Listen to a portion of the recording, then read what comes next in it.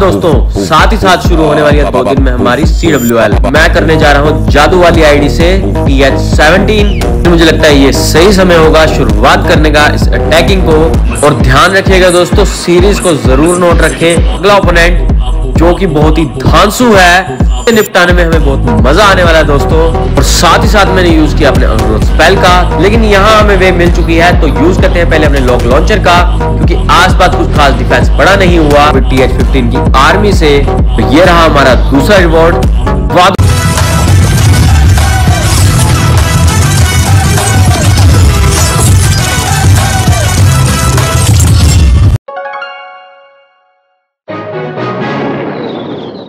तो क्या हाल है दोस्तों, मैं आपका दोस्त प्रणव फिर आ गया हूं एक नई वीडियो के साथ। और आज की वीडियो में दोस्तों हम लगातार अटैक्स करेंगे। जैसे कि आप सबको पता होगा कि हमारा ट्रेजर हंट शुरू हो चुका है, चलने वाला है लगातार 5 दिन। तो हम कवर करते हैं इसको जल्दी से जल्दी। हाँ दोस्तों, साथ ही साथ शुरू होने वाली है 2 दिन में हमारी CWL, साथ ही चालू होने वाली है हमारा नया चैप्टर। तो बने रहिए दोस्तों, मैं लाने वाला हूं बहुत मजेदार अटैक्स कि मैं करने जा रहा हूं जादू वाली आईडी से TH17। बस मैं इंतजार कर रहा हूं, जैसे ही CWL शुरू होगी वैसे ही यूज करूंगा मैं अपनी बुक का, और साथ ही के साथ लगाऊंगा अपना TH17। दूसरी ओर तो आप सबको पता ही होगा कि हमारी सैबियो गेमिंग वाली आईडी पहुंच चुकी है TH16 पर। तो अटैकिंग का स्तर बहुत ही ऊपर जाने वाला है दोस्तों, दिखने वाला है हमारी आने वाली सीरीज में। यहां हम करते हैं थोड़े बहुत चेंजेस, हटाएंगे सुपर येती को और लेकर आएंगे वापस से हमारे माइनर्स को। हमारे पास वार्डन नहीं है तो हमारे पास कुछ लिमिटेशंस आ जाती हैं कि हम सुपर येती को नहीं यूज करेंगे तो अपने माइनर्स का। और साथ ही हमने यूज किया क्लैन कैसल केक का, ताकि मैं लगातार अटैक्स को जारी रखूं, क्योंकि हमें कंप्लीट करना है अपना ट्रेजर हंट। चलो शुरू करते हैं दोस्तों अपने पहले अटैक से, जो कि मैं करने वाला हूं अपने काला बादशाह वाली आईडी से, जो कि हमारी TH12।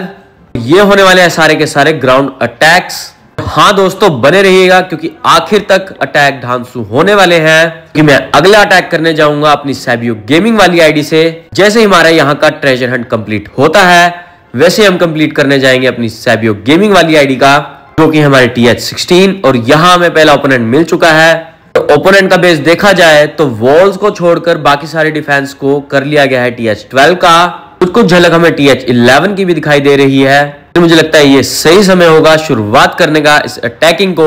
और यहाँ शुरू करते हैं अपने अर्थक्वेक स्पेल से। तो अब समय आ गया है हमारे गोलैम के रिलीज होने का।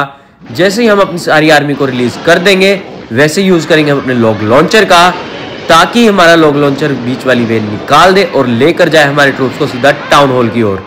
और जैसे ही हमारे ट्रूप सारे रिलीज हो जाएंगे विद लॉग लॉन्चर, वैसे यूज करूंगा मैं अपने ग्रोथ स्पेल का, और शांत करेंगे ईगल आर्टिलरी को थोड़े समय के लिए।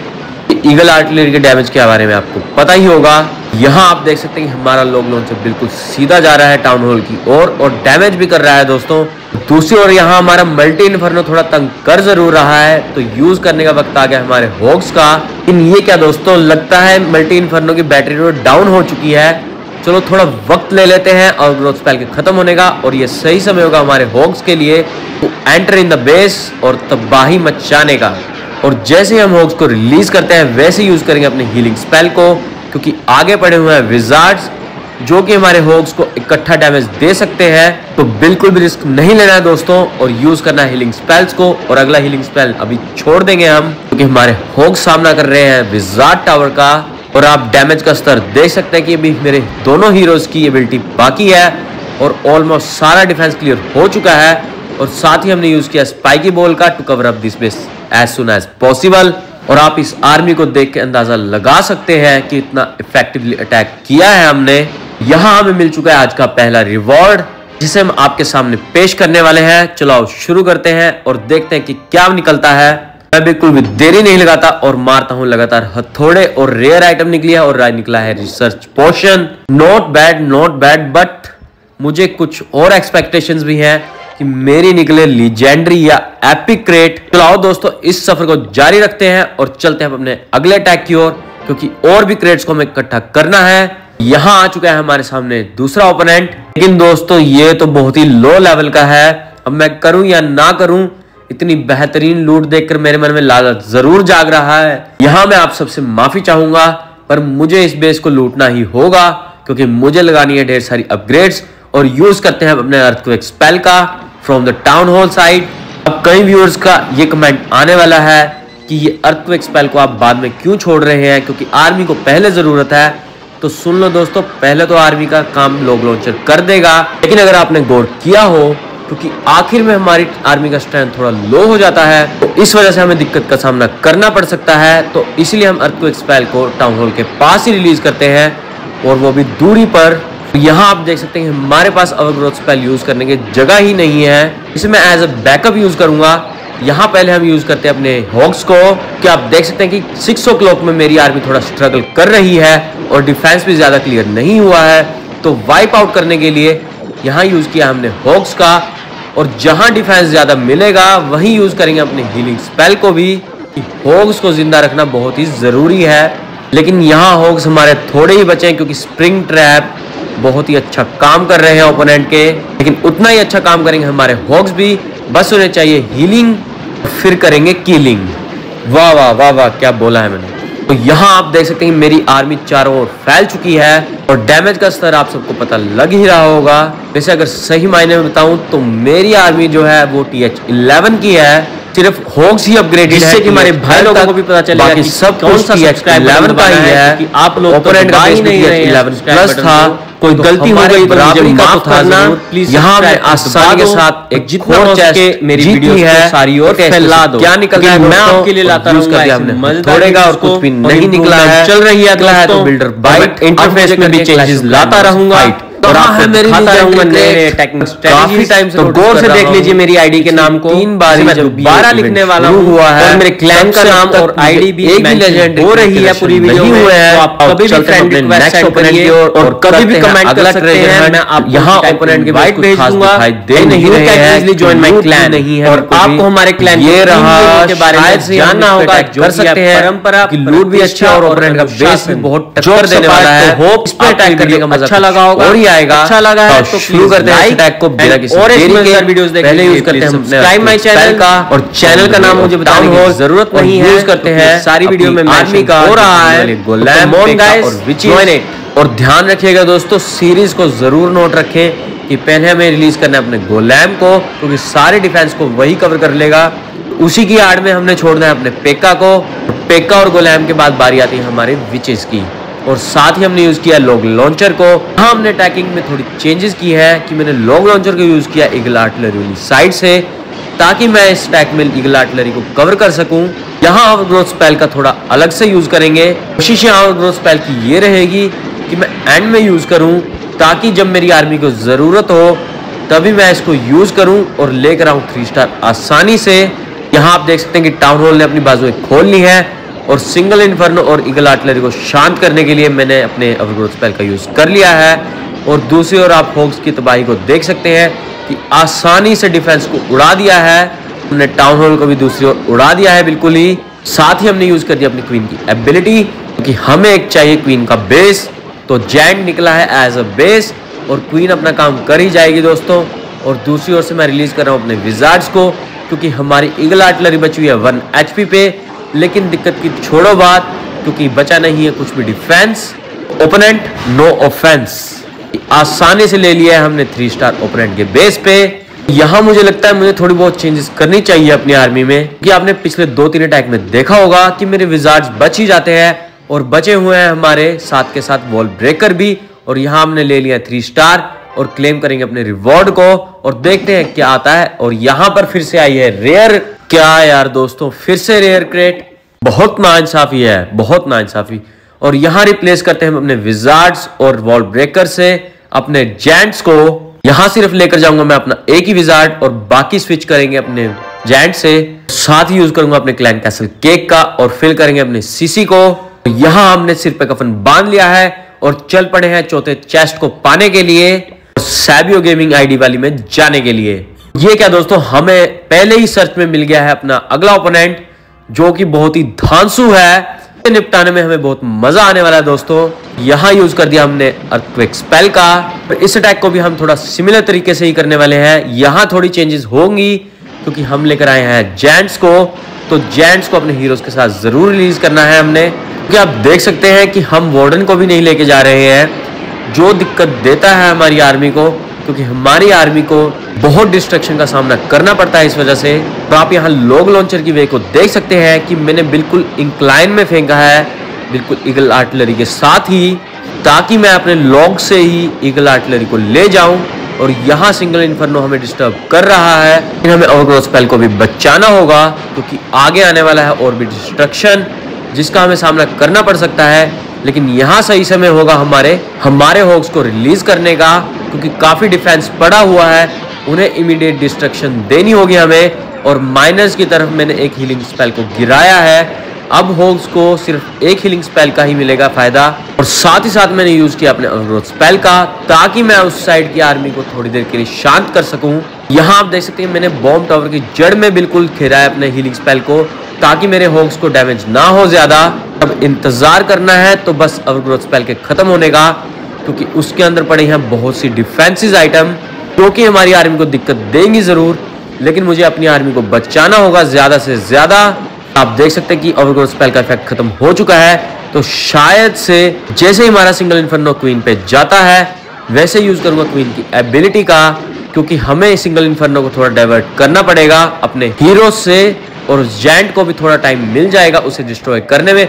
और ये क्या दोस्तों, हमारे जेंट्स ने कदम बढ़ाए हैं सिंगल इन्फर्नो की ओर।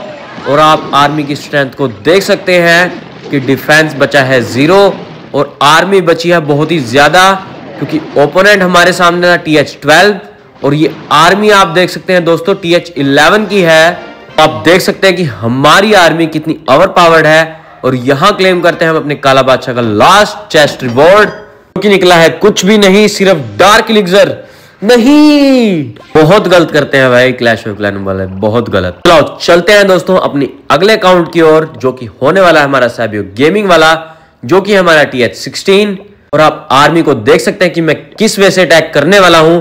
लेकर जा रहा हूं मैं अपने सुपर येतीज को और साथ ही के साथ अपने रिवाइव स्पेल्स को भी। तादाद को आप देख सकते हैं, अगर आपने मेरी पुरानी वीडियोस देखी होंगी तो आप अटैकिंग स्ट्रेटेजी को भी जान सकते हैं। और चलते हैं अपने अगले अटैक की ओर और देखते हैं हमें क्या ओपोनेंट मिलने वाला है। कोशिश हमारी ये रहेगी कि ज्यादा से ज्यादा लूट हम ले सके। और यहां हमें मिल चुका है आज का पहला ओपोनेंट अपनी सैबियो गेमिंग वाली आईडी से। आप ओपोनेंट के बेस को देख सकते हैं कि ईगल आर्टिलरी वाली साइड से मैं अटैक को शुरू करने वाला हूं। और यहां हमने यूज कर लिया अपने येती का, ताकि मैं एक फनल क्रिएट कर सकूं अपने सुपर येतीज के लिए। जैसे फनल क्रिएट होगा वैसे यूज करूंगा मैं अपने सुपर येती का, लेकिन यहां हमें वे मिल चुकी है तो यूज करते हैं पहले अपने लॉग लॉन्चर का, क्योंकि आसपास कुछ खास डिफेंस पड़ा नहीं हुआ। और यहां सुपर येतीज ने अपना जलवा बिखेरना शुरू कर दिया है, और साथ ही यूज कर दिया मैंने अपने वार्डन का भी और क्वीन का। बस इंतजार करना है तो हमारे सुपर येतीज का बेस के अंदर एंटर होने का। और साथ ही यूज करेंगे अपने रेग स्पेल को भी, ताकि वो ज्यादा से ज्यादा डिस्ट्रक्शन दे, कि हमें सुपर येतीज को लेकर जाना है अपने टाउन हॉल तक। दूसरी ओर आप देख सकते हैं कि मैंने एयर डिफेंसेस से दूर छोड़ा है अपने मिनियन प्रिंस को, और साथ ही रिलीज किया है अपने रॉयल चैंप को भी बिल्कुल वार्डन के रेंज में, कि इससे रॉयल चैंप को हमारी थोड़ी लाइफ भी मिल जाती है। और यहाँ हमारा लॉग लॉन्चर पहुंच चुका है बिल्कुल जड़ में, और निकल गए हैं हमारे सुपर येती, और साथ ही निकल गया है हमारा गोलैम भी। और आप देख सकते हैं कि मैंने अभी तक एक भी रिवाइव स्पेल को यूज नहीं किया है। मौका देखते ही हम रिवाइव स्पेल को यूज करेंगे। शायद से पहले यूज करेंगे हम अपने रॉयल चैंप पर, लेकिन पहले उससे यूज करना पड़ेगा टोटेम स्पेल को, क्योंकि साथ में पड़ा हुआ है हमारा मोनोलिथ, जो कि रॉयल चैंप को 2-3 शॉट में ही उड़ा देगा। रॉयल चैंप इसको नहीं कर पाएगा डिस्ट्रॉय, तो हम थोड़ा टेक्निकली इसको खेलेंगे, लेकर जाएंगे अपने मोनोलिथ को। यहाँ मोनोलिथ का सासफाया तो हो चुका है दोस्तों, और साथ ही यूज करता हूँ मैं अपने मिनियन प्रिंस पे, क्योंकि आसपास कोई भी एयर डिफेंस नहीं पड़ा है। फिर से मैं जिंदा करने जा रहा हूँ अपने रॉयल चैंप को भी, क्योंकि डिफेंस को हमें उड़ाना होगा जल्दी से जल्दी। और अभी भी आप देख सकते हैं कि मेरे पास पड़े हैं 2 रिवाइव स्पेल, बस इंतजार है तो डिस्ट्रॉय होने का हमारी क्वीन का। और फिर से करते हैं क्वीन को जिंदा। शायद से हमें यहाँ थोड़ा रुकना चाहिए, क्योंकि सामने पड़ा है एयर डिफेंस, तो साथ ही जिंदा करते हैं अपने मिनियन प्रिंस को भी। 5 स्पेल हमने घर थोड़ा ना लेकर जाना है दोस्तों। और आप देख सकते हैं कि चारों के चारों हीरोज बचे हुए हैं, और साथ ही पड़े हैं आर्चर्स 2। इन्हें मैं फ्लॉन्ट जरूर करना चाहूंगा और ओपोनेंट को दिखाना चाहूंगा कि अभी कुछ बाकी है। और यहाँ आ गया हमारा आज का पहला रिवॉर्ड, सॉरी 5वां reward from the second ID. और फिर से निकला डार्क एलिक्सर। क्या यार दोस्तों, क्या हो रहा है मेरे साथ? पहले बिल्कुल सही होता था, कि बीच बीच में खेलो और मजे से ले जाओ अपने रिवॉर्ड्स। तब तो स्किन्स भी निकलती दोस्तों। अब चलते हैं अपने अगले टैग की ओर और लेकर आते हैं अगले रिवॉर्ड को भी। सर्चिंग पे है एक अच्छा बेस और मिल जाए हमें अच्छी लूट तो क्या ही बात है दोस्तों। और ये मिल गया हमें आज का नेक्स्ट ओपोनेंट और ये आ गया है हमारे सामने TH16 मैक्स आउट बेस। हाँ जी हाँ दोस्तों, मैक्स बेस है बिल्कुल ही। आपको जितनी भी लाल की नजर आ रही है वो सारी की सारी TH16 मैक्स की है। लेकिन डरना नहीं है और शुरू करते हैं इस अटैक को अपने सुपर येतीज और येती से बनाते हैं एक फनल और साथ ही यूज करते हैं अपने सुपर येतीज को और साथ ही यूज करते हैं लॉग लॉन्चर का भी। जितनी जल्दी फनल क्रिएट होगा उतनी ही जल्दी हमारे सुपर येतीज जाएंगे सीधा बेस के अंदर। हाँ दोस्तों, आपको भी इस स्ट्रेटजी को अपना लेना चाहिए क्योंकि आप देख सकते हैं कि कितनी ओवर पावर्ड स्ट्रेटजी है। और आपको एक बात बता दूं दोस्तों कि जितनी भी ये आर्मी है ये सारी आर्मी है TH15 की। होनी तो हो सकती है दोस्तों, लेकिन फिर भी आप डैमेज के स्तर को देखना जरूर, हमारी कोशिश को भी कि हम किस स्तर पर इस अटैक को लेकर जाएंगे। यहाँ हमने मिनियन प्रिंस को भी ड्रॉप कर दिया है बेस के अंदर, लेकिन हमने जरूर देखा है एयर डिफेंसेस को भी कि आसपास एयर डिफेंसेस बिल्कुल भी नहीं होने चाहिए। और यहाँ हमारी रॉयल चैंप और क्वीन की एबिलिटी शुरू हो चुकी है। साथ ही यूज करी हमने एबिलिटी अपने वार्डन की भी, ताकि मेरे सुपर येतीज को ज्यादा डैमेज का सामना ना करना पड़े। क्योंकि मैंने सारी एबिलिटीज को यूज कर लिया है तो मौका हमारे पास ये रहेगा कि हम रिवाइव स्पेल को कब यूज करें। कि हमारी क्वीन तो डाउन हो चुकी है, अब रॉयल चैंप को भी मैं दोबारा जिंदा नहीं कर सकता क्योंकि उसके आसपास पड़ा है बहुत ज्यादा डिफेंस। यहाँ हमारा मिनियन प्रिंस भी डाउन हो चुका है। सब जैसे ही हमारा सारा डिफेंस सुपर येतीज की ओर जाता है वैसे ही मैं उसको करूंगा दोबारा से जिंदा। शायद ये सही टाइम होगा क्योंकि आइस गोलैम ने सब कुछ फ्रीज कर दिया है तो इतनी देर में मिनियन प्रिंस अपना जलवा बिखेर जाएगा। लेकिन एयर डिफेंस इसको नहीं छोड़ेगा शायद इस बार दोबारा से। यहाँ हमारा सिंगल इन्फर्नो जो कि हमारे वार्डन पर पड़ चुका है वो इसे डिस्ट्रॉय करके ही मानेगा। तो अब हमारे लिए दुविधा खड़ी हो चुकी है कि अब मैं किसको जिंदा करूं और किसको ना करूं, क्योंकि सारा का सारा डिफेंस हमारे वार्डन और मिनियन प्रिंस के आसपास का है। कोशिश तो यहाँ ये रहेगी कि मिनियन प्रिंस के मीटियोर्स कुछ कर दिखाएं, लेकिन मुझे लगता नहीं क्योंकि एयर डिफेंस सामने आ चुका है और मिनियन प्रिंस भी जल्दी डाउन हो जाएगा। यहाँ मैंने यूज किया है अपने रॉयल चैंप पे दोबारा, लेकिन कुछ खास नज़ारा नहीं देखने को मिलेगा दोस्तों। उसके आसपास पड़ा हुआ तो बहुत ज़्यादा डिफेंस और मेरा ना यूज करने का कारण यही था। और यहाँ हमारी क्वीन डाउन हो जाएगी बिल्कुल ही। क्वीन डाउन होने के साथ ही हमारा अटैक यहीं समाप्त हो जाएगा।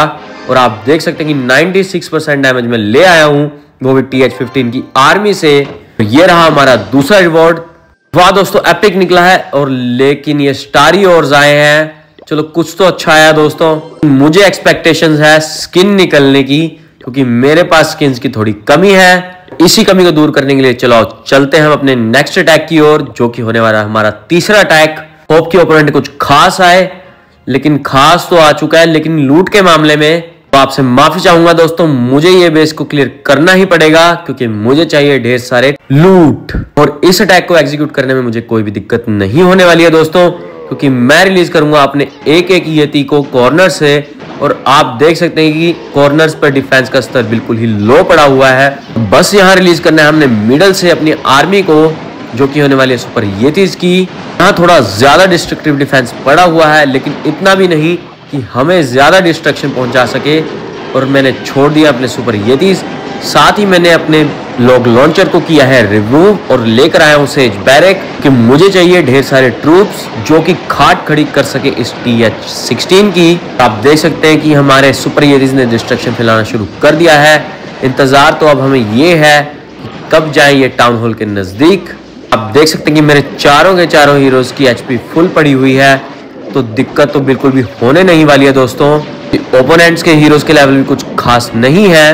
वैसे आज के टाइम में इतने रश बेसिस तो चलते भी नहीं है दोस्तों, काम आते हैं तो सिर्फ नॉर्मल अटैकिंग में। लेकिन CWL में इनका बहुत ही नुकसान है कि इन बेसिस पर आसानी के साथ आ जाते हैं 3 स्टार्स। CWL में कॉम्पिटिटिव बेसिस चाहिए होते हैं हमें, उस मुकाबले में ये कॉम्पिटिटिव कतई ही नहीं है। और ये आसानी के साथ हमने लूट लिया है इस बेस को। और मुझे लगता नहीं कि कोई भी ट्रूप मेरा डिस्ट्रॉय हुआ होगा, कि सभी तो दूर दूर पड़े हुए थे। सारी जो कमान है हमारे हीरोज ने संभाली थी।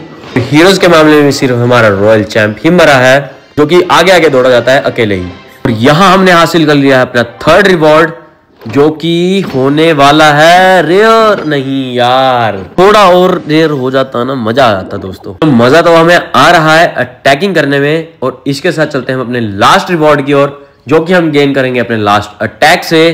चलो दोस्तों शुरू करते हैं अपने लास्ट अटैक को, देखते हैं कि हमारा ओपोनेंट क्या होने वाला है। कोशिश तो आज ये रहेगी कि कॉम्पिटिटिव आए और थोड़ा चैलेंजिंग हो, और चैलेंजिंग बोला तो ये आया है दोस्तों। आप पूछेंगे ये क्या है, ये तो टटी है। मुझे समझ में नहीं आता कि लोगों को ऐसे ही बेस बनाने होते हैं। वॉल्स एक साइड घेर रखी हैं, बिल्डिंग्स एक साइड घेर रखी हैं, लेकिन फिक्र की छोड़ो बात, इसे हम पूरा का पूरा लूट के जाएंगे दोस्तों। चलो शुरू करते हैं इस अटैक को बिना किसी देरी किए, और खत्म करते हैं अपने लास्ट अटैक को। अब हम फनल क्रिएट करेंगे थोड़े डिफरेंट तरीके से, यूज करेंगे अपने येती को और सुपर येती को फ्रॉम द कॉर्नर्स, ताकि वो साइड वाली बिल्डिंग्स को कवर कर ले आसानी से। ये क्या दोस्तों, हमें रिवॉर्ड तो पहले ही मिल गया बिना बेस तोड़े ही। इन काम तो खत्म करना जरूरी है ना, तो शुरू करते हैं अपने सेज बैरक से। आप देख सकते हैं कि मोनोलिथ ने अटैक करना शुरू कर दिया है, तो यूज करते हैं अपने वार्डन का, ताकि मेरे ट्रूप्स को कम से कम डैमेज हो। वैसे तो इस अटैक को करने में कोई दिक्कत नहीं होनी चाहिए, और यहाँ यूज करते हैं अपने मिनियन प्रिंस का फ्रॉम द कॉर्नर, क्योंकि एयर डिफेंस आसपास कोई भी नहीं पड़ा हुआ है दोस्तों। तो मुझे ऐसा क्यों लग रहा है कि हमें इस बार रिवाइव स्पेल का यूज करने की जरूरत नहीं पड़ेगी, कि सारे हीरोज तो फुल एचपी पे पड़े हुए हैं। अगर एचपी कहीं क्लियर होती भी है तो वो करेगा टाउन हॉल, लेकिन वो भी इतनी नहीं कर सकता कि वो डाउन ही हो जाए बिल्कुल ही। यहाँ मुझे लगता है मुझे रिवाइव स्पेल को वापस लेकर जाना पड़ेगा। कितनी आसानी के साथ हमने ओपोनेंट के बेस को क्लियर कर दिया है। तो ओपोनेंट्स आपसे गुजारिश है कि इतने आसान बेसिस मत बनाया कीजिए। मैं वीडियो कैसे बनाऊंगा, जब आप कॉम्पिटिटिव बेसिस बनाएंगे और मेरे सामने आएंगे, तभी मैं व्यूअर्स को नई नई स्ट्रेटजी सिखा पाऊंगा।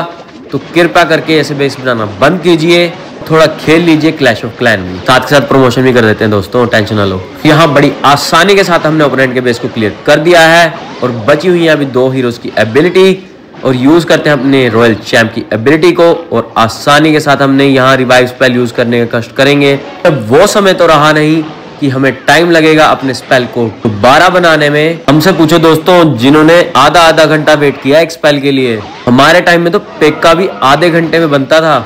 यहाँ हमने मिनियन प्रिंस को दोबारा से जिंदा कर दिया है, लेकिन उसका फायदा कुछ भी नहीं हुआ दोस्तों। फायदा हमें यह हुआ है कि हमें मिल चुका है आज का लास्ट रिवॉर्ड। इसमें देखते हैं दोस्तों क्या निकलता है। कोशिश रहेगी कुछ अच्छा निकलने की, पर लगता है ये भी गया दोस्तों। तो ये निकली है माइटी मॉर्सेल, और ये काम आने वाली है हमारी वॉर अटैक्स में। दोस्तों हम रहने वाले हैं व्यस्त, शुरू होने वाली है क्लैन वॉर लीग, तो बने रहिएगा, अगली सीरीज चालू होने ही वाली है, और खेलते रहे clash of clan. I hope कि आपको ये वीडियो अच्छा लगा होगा। अच्छा लगा है तो प्लीज लाइक, एंड और ऐसी मजेदार वीडियोस देखने के लिए प्लीज सब्सक्राइब माय चैनल। इसका नाम है सैबियो गेमिंग, और मैं आपके लिए ऐसी मजेदार वीडियोस लाता रहूंगा। जय हिंद दोस्तों।